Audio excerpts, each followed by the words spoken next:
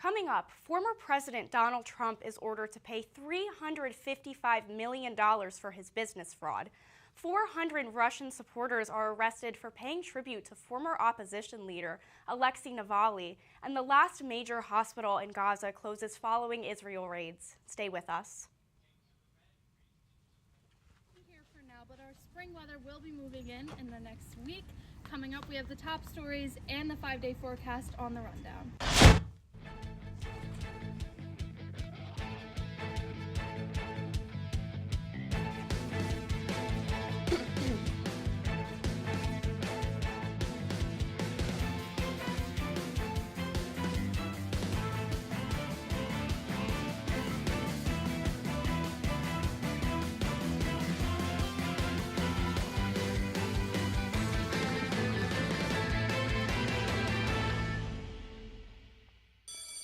Open up your books to page 360. Did you just look at your phone while you was in class?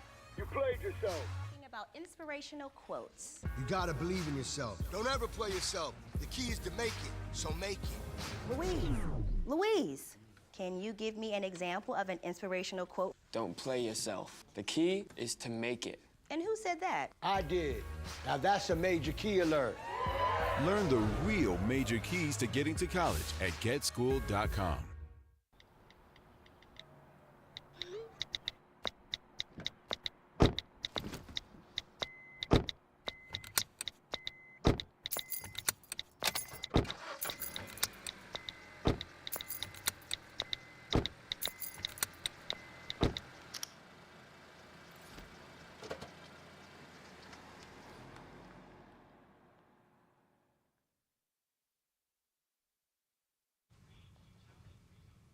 Welcome to The Rundown. I'm Bryn Wilson. And I'm Isaac Linsk. A New York judge ordered former President Donald Trump to pay nearly $355 million for inflating the value of his properties and other assets.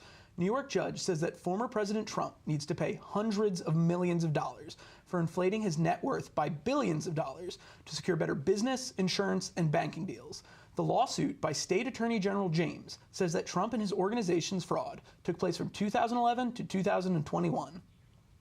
At least 400 people have been detained across Russia since Alexei Navalny's death, a rights group has reported. Navalny was found dead earlier this past week, and it has been reported that he was killed in prison. Protesters took the town facing snowy conditions to lay flowers at a memorial. Throughout these protesters, they take civilians into custody.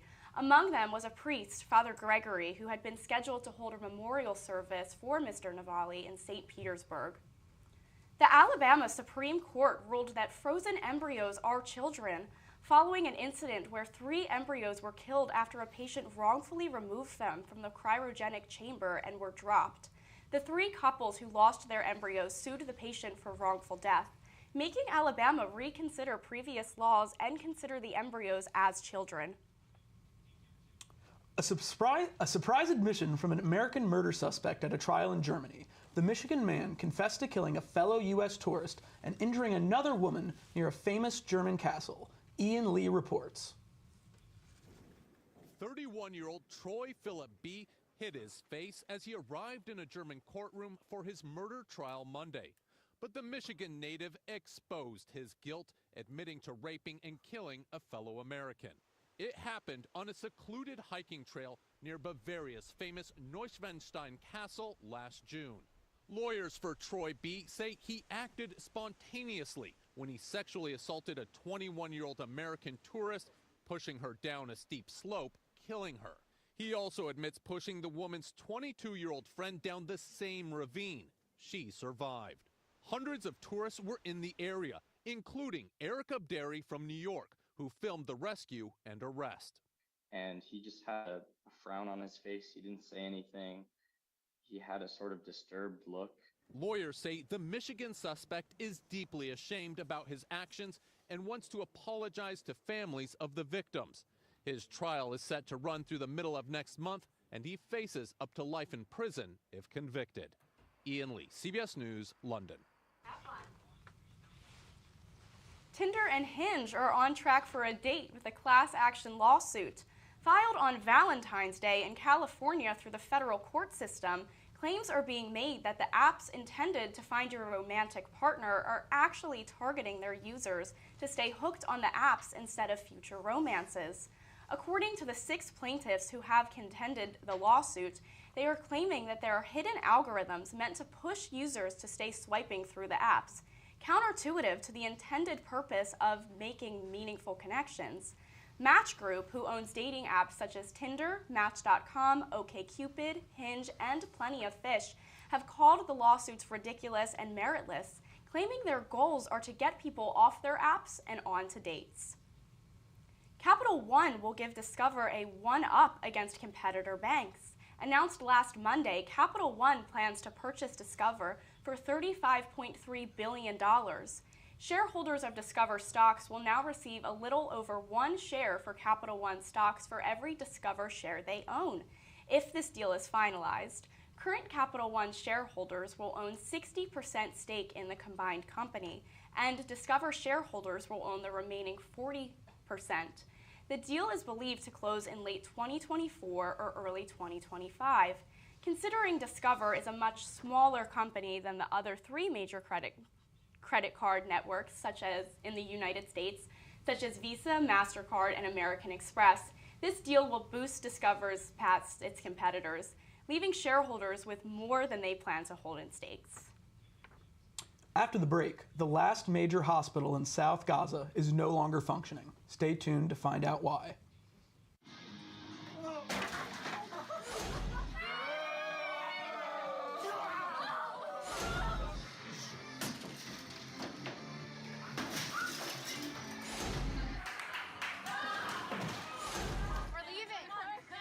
Most party fouls are pretty dumb. But if you decide to drink and drive underage, you could lose your license and your freedom. Underage drinking and driving. The ultimate party foul.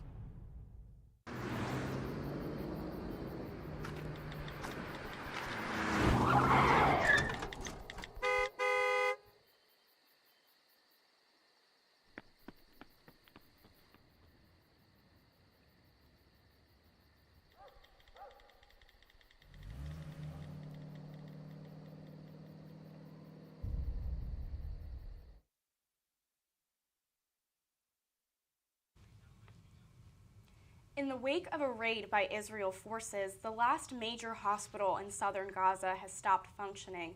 This comes as just the latest blow to Gaza's already devastated healthcare infrastructure. As Israel military prepares to infiltrate the southernmost city of Rafah at the last attack, the hospital was sheltering those suffering from war wounds and working with no power and insufficient staff. Yet another barrage of storms hit California, leaving most of the state on flood watch. Some regions of the Golden State saw 10 inches of rain between Monday and Tuesday, with things only beginning to wind down Wednesday morning. Officials warned residents to stay off roads and prepare for possible power outages, downed trees, and landslides. This is only the latest in a series of intense storms that has hit the region in the last month.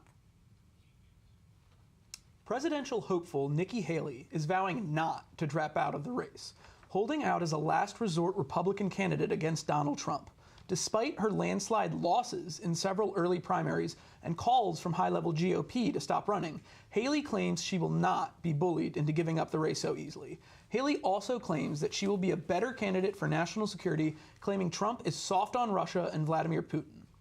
Coming up, we have Jared telling us about Apple's newest product and why customers are returning it.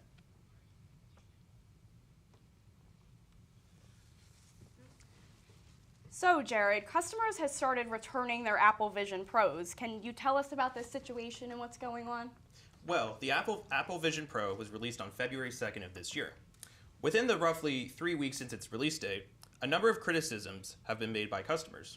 Some customers have gone as far as returning their devices. Can you tell us a little bit more about that, Jared? Yes, I can. The Apple Vision Pro has a 14-day return policy, and a number of customers have returned their devices within that time.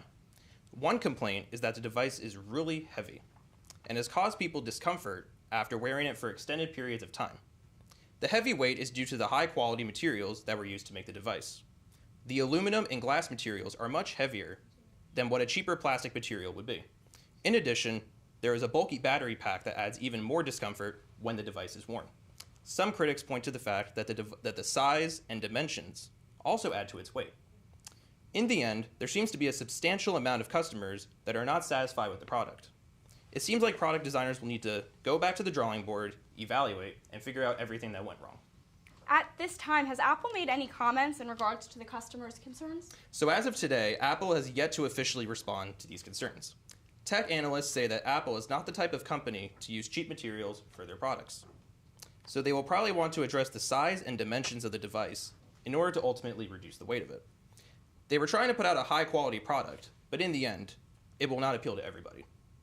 The weight, the attached battery pack, and the high price tag of $3,500 are issues that will need to be addressed if the Apple Vision Pro is going to appeal to more customers. They are unlikely to compromise on the materials they've used to make the device. Right now, Apple is banking on their die-hard customers, in other words, their customers that will buy literally everything they put out, to be willing to deal with the bulkiness and the high price tag just for the sake of owning the latest Apple technology.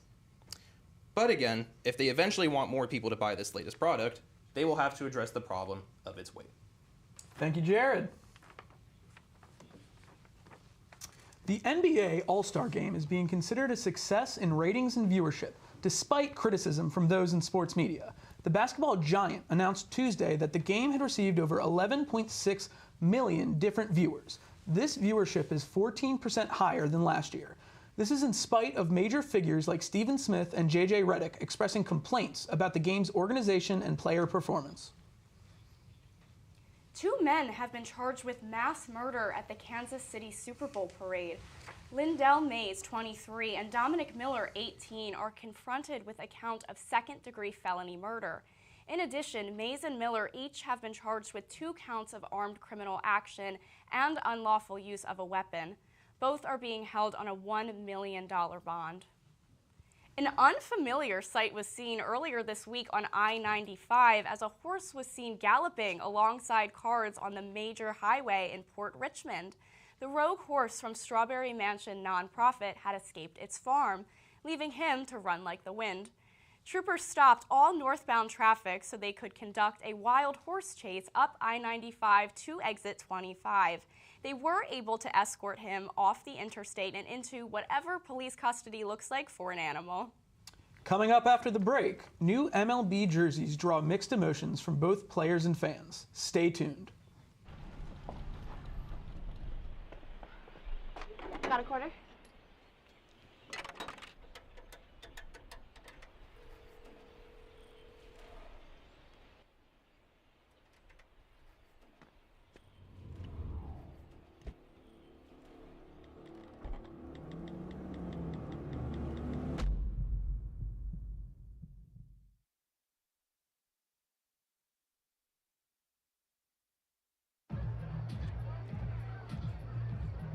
If you drive buzzed, it could cost you around $10,000. You'll face major legal fees, major fines, and steep insurance penalties. You could lose everything. Buzzed, busted, and broke. Because buzz driving is drunk driving. This season's MLB team jerseys are bringing in mixed reviews from both fans and players. According to Nike, the Vapor jerseys are designed to ensure a comfortable fit for players in warm conditions, being described as, quote, breathable by wearers. Players and fans have commented that the new fabric looks like a knockoff, while others are more concerned with the performance rather than the look of their jerseys. Jimmy Kimmel could make a cameo in district court soon. The late-night host is being sued by former Republican Congressman George Santos. Kimmel had used fake names on the video platform Cameo in order to get the former New York representative to say outlandish things for a segment on his late-night talk show. Santos had an account on the popular personalized video platform in order to generate funds after he was expelled from the House of Representatives. In automotive news, the Environmental Protection Agency is changing its rules regarding President Biden's plans to electrify the car market by 2030. The rule change comes as a win for the automotive industry and labor unions making the vehicles. giving the country a chance to improve its charging infrastructure before we all find ourselves on the side of the road running out of batteries. Could Supreme Court Justice Clarence Thomas might be adding a new stake of revenue to his bank account?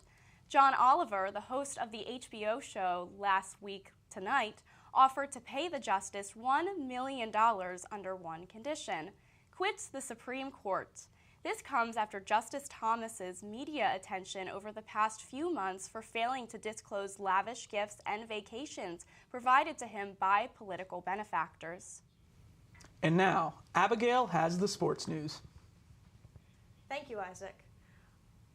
Former San Francisco 49ers defensive back Tim McKayer is being charged in a hit-and-run incident in Florida. The three-time Super Bowl winner was arrested earlier this week after allegedly hitting 5 parked cars with his Tesla on Sunday night.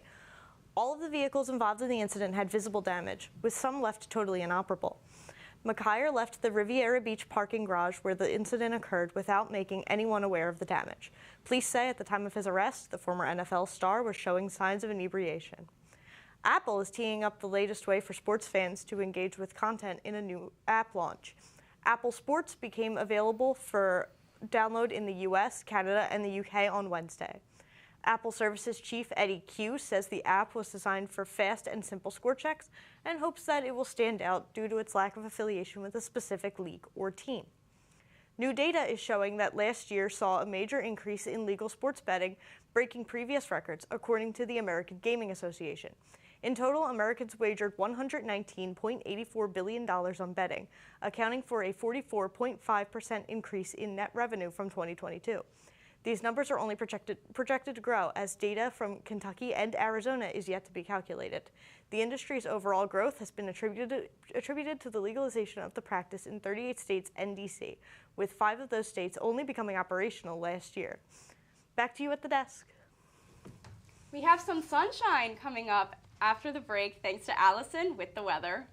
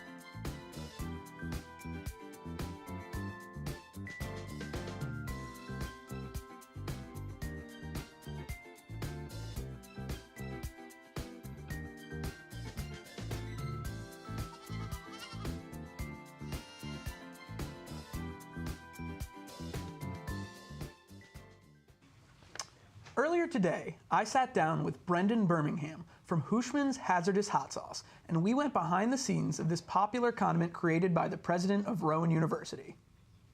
All right, and on today's episode of the Special Report, I am joined by the student lead and my coworker at the West Campus Farm, Brendan Birmingham. How are you today, Brendan? I'm good. I'm happy to be here.